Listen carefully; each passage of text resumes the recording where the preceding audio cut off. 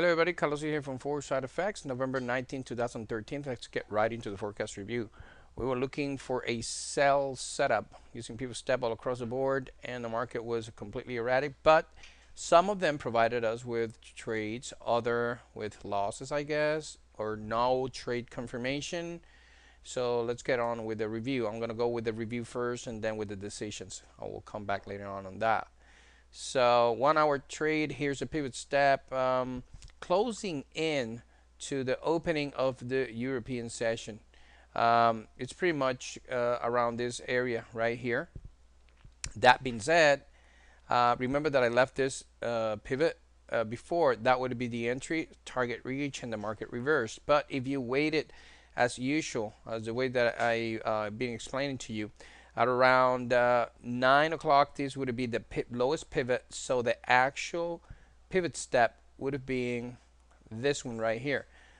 This guy and the prior one to that one, which is this guy right here. And this is how it would have looked. All right. Having said that, the price never was broken, so we never had an opportunity to go short. Once again, review the below video, yesterday video, so I explained to you that I was, my thoughts of the market being completely in one direction, talking about the dollar yen in comparison with the other pairs, all going in the same direction. Something's wrong. So as you can see, this is the reason why the pivot step kept us out of trouble if we followed through the rules of waiting until closing into the opening of the European session. On the other hand, though, if you were trading closely the dollar yen, as some of you did, this would be your trade, and you managed to make a few pips of profits. That was your entry. First target was reached about 20 out of 27 points, and the market reversed from that point on. All right, so let's see what the reactions was on the other pairs. Moving into the Australian dollar. In this case, this was a pivot, never gave it a sell setup. The market tried to take the previous high, but it kind of died out immediately. So this was a no trade. Euro dollar. Euro dollar was completely erratic. I'm sorry, not erotic. So the point here is this was the pivot closing into the opening of the 9 a.m. It would have been right here of this very wild bar in here. Let me just, it was this guy right here. So that would be the entry, but cross of the moving averages did not back that up. And the market indeed gave us a sell setup. Some of you took it and you got stopped out. Well, the actual stop would have been beyond this point, so the market even pushed back but did not reach beyond the 15 point. It's just all the way up there, so we never got stopped out. Suggestion would be to close that trade anyways, and that would be a confirmed loss for many. And since the moving averages did not cross, I did not took that trade. So the market is completely sideways in that term right now. Last but not least is the British pound. The British pound gave us an entry point right in there, 10 o'clock, a little bit after the 8 o'clock move. Some of you asked me if this small pivot counts. Absolutely. That would have been something like so. Let me recreate it for you. And we're talking about the way that it looks. It's going to be something like that. That would be the entry, target reach, and the market reverse. So pretty much the same basic move and principle works out as expected, about 27 out of 38 points, and the market just came back up again. So if you notice here, we were profitable in some of the trades. On the other one, and one of them, we did not have a clear entry. And on the euro dollar, I am going to count that as a loss, okay? Just has to be honest with that. So what we should do right now, quite honestly, a sideways situation, can you clearly open up your mind and watch this as a trending market? No, absolutely not. Let's just move on into euro dollar. So you can find the same tendency here. Although it's pointing to the upside, it's extremely overbought. I'm pretty sure about that. Just check MACD. Still not reaching above 80, but the width of the MACD is not supporting the huge move to the upside or a huge momentum to the upper side, meaning that we should stay out of the market. Okay, So I'm not going to be trading. Take a look how they're having a hard time going prior to this important high here.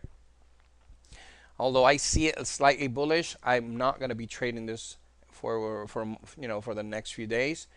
And Australian dollar took the high, but it's kind of hesitant to continue on. Wide apart, pointing upwards above 80. They might push it a little bit further, just a little bit further up. In my taste, not much of the movement is left in order for me to participate into this buy setup. So I will wait and stay outside. And lastly, dollar yen.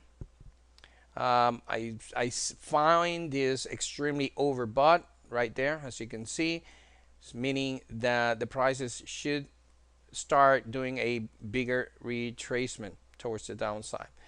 Until that happens, I don't feel comfortable taking any trade whatsoever, so I'm standing outside of the market. Now that goes in hand of the expectancy that I explained to you on yesterday's video.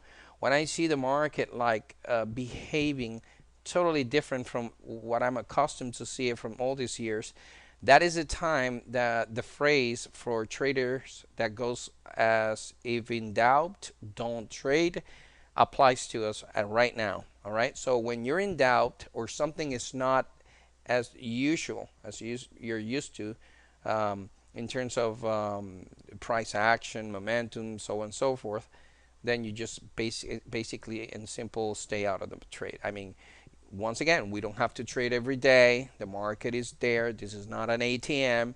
We need to wait for the market to set itself up for us and move the probabilities on our side. That's exactly what the big time players do, and exactly what I'm trying to convey here on Foresight FX. Right now, before closing, on a note, I'm going to answer a few comments that I have for our VIP Inner Circle. Welcome for the new students. It's going to be exciting. Some people ask, well, if it's possible for us, what is the possibility of what you're actually going to be learning? And the truth of the matter is that although I don't like to make it sound like that, what I'm going to teach you is how to predict the market move. Now, I've been studying the market for a little bit over 20 years. I mean, I've been going from all the courses back to the Ken Roberts Futures course, all the way to the ultra advanced, huge market makers, one-on-one consulting that cost me, dearly, a lot of money to be trained by these guys. And the one thing that I can just give you and you can take away is that I was decided when I was 21 years old. I was already in the decision of making trading my living. But most importantly, when I met my the most recent mentors, Mr. Denver from the Barclays Bank, when I saw that the potential that knowledge brings into trading, that's exactly when I said, you know what, I don't want to trade because of the money, in quotes. Obviously, this guy's trades, they trade because they have this incredible knowledge. It's just like another level. They're just in another way that they just need to outperform the other traders. You see, for every trade to be executed, there is one side as a buyer and a seller. One of the two is wrong. Unfortunately, 90% of traders are always in the wrong side. That 10% is a well-educated trader. That's an incredible well-educated trader. And one of the things that you need to understand in terms of expectancy, all right, for the market, and also in terms of understanding when the market is going against you and is about to hit your stop, but it's not there yet, having that knowledge, that specific knowledge of saying, should I hold this trade or do I get out? Now, this is when the emotions start getting in control of your decisions, and that's 90% of the traders. But when you have a specific set of rules that we call, in this case, a synergy zone, I mean, come on, you know, you've seen it once. I mean, over and over again. When the market get into the zone, and it looks like it's going the other way, but I explained to you that the bottom of the zone is not just because it's the bottom of the zone. It's a specific level, a specific number that has been confirmed that it's, if prices hit it but do not close below of it, it just a reversal point. It just they're just hitting it, and they're just positioning. The big time players are positioning themselves in it to go the other way that it's coming from downwards to upwards, and same goes in vice versa. As an example, take a look. Let me just zoom in, and you're going to take a look what I'm saying right here. I just take a look at. Let me just go in here. Take a look at the target that I just placed right here, 99.60, 99.37, 99.21. I mean, I received many comments of you, how do you nail those targets by the tick? Guys, it's just because of the precise way of the knowledge. We already know. You see this as a potential target to get out on a sell setup. The truth of the matter is that this is also a potential buy setup depending on the type of time frame that you're trading at. Let me explain to you. For a very short time trader, let's just say a scalper that trades on the 2-minute or 3-minute chart, I want to get in and get out to get 10 to 20 pips. I know people that make thousands of dollars a month just by 10 pips a day. Cool. So let me show you the difference. Although I don't like to trade like that, I just wanted to show you the power of the knowledge. Remember that we did this analysis. Let me go back. This was today, but these targets were placed yesterday. Am I right? And remember when I said that this could be the pivot step, right? Or this could have been a pivot step, right?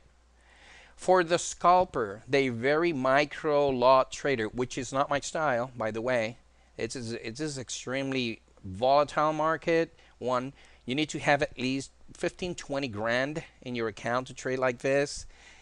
Be glued at the computer, not my style, but I just wanted to give you the rough idea of understanding what you already know when you learn how to predict market levels and reversal points. On the big time players, this was our pivot right here, and we never had a sell set of confirmation on the dollar yen. Okay, let's just put it like that. But on the other hand, many of you took this trade to the downside and managed to take what? You managed to take about 20, 30 points if you enter on the pivot stat entry, or in this case, you took this one. And by that trade provided you anywhere 20 points or something. Now remember that I talked to you 10 to 20 pips on a full contract. It's 100 to 200 bucks. That's exactly what many people goes for. I know traders that go all the way in for a couple of hundred contracts, you see, because they just scalp the market. Remember that 99.60, 37 and 99.21, these are our targets, but the way that I projected and presented to you as targets, but the truth of the matter is they are also huge reversal points that when we go back, let me see if I can just switch here without losing the idea. Let me see if I can go to 5 minutes. Okay, here we go, and that would be the entry on the sell, blah, and here's where the target lies. So for scalpers, they knew that they might find a bottom either at 99.60, 99.37, or 99.21. For us, we on the short side setup, that would be the first target, second, and third, right? And we just need to trade accordingly. And because we go for the long run, we try to go for a minimum of 20, an average of 40 to 60 pips. You've seen this happening over and over and over again, sometimes 100 points. And the way that I learned that is because that's how the big time players go for. Once again, I've been trying to emulate through the process what the big time players does. That's the reason we've been doing so good. For scalpers, knowing these levels, and this is the power of the knowledge that we're bringing in on the course. I'm just trying to answer that. is that they have this as a potential reversal point. So they're not going short. They're trying to go long. They probably went short here. And on this level, if it gets rejected like it did right now, that's a potential reversal point. What they do, they wait for the next pivot low. It could have been this one right here, leaving a pivot behind. So this is, remember, I'm talking about scalpers. This could be a pivot entry right there. Let me plot at the second one. This could have been a pivot entry right there. Okay. The other one, let me plot in there. Let me just take it all the way here. That would be the entry, or that would be the entry. All right. Placing your stop right here. Why? Because if they place a trade, even without waiting for confirmation of the MACDs, I'm on a 5-minute. Scalpers usually use 1 minute. But the truth of the matter is, that's a bounce level. We need to see how they react. Boom, they rejected. Okay, it looks like they're rejecting. We need to place a trade against this bottom formation, but we need to wait for the market to do some pivot, pivot stats technique or price action activity, and wait for them to take the most important prior pivot. In this case, this was the most important and latest pivot, this one right here. But the market went up, came back down. They should have continued down. They did not. They broke that prior pivot, and this is the first level of confirmation of a complete reversal coming or happening against the support that we calculated the day prior. You see the power of this? These levels were calculated one day before.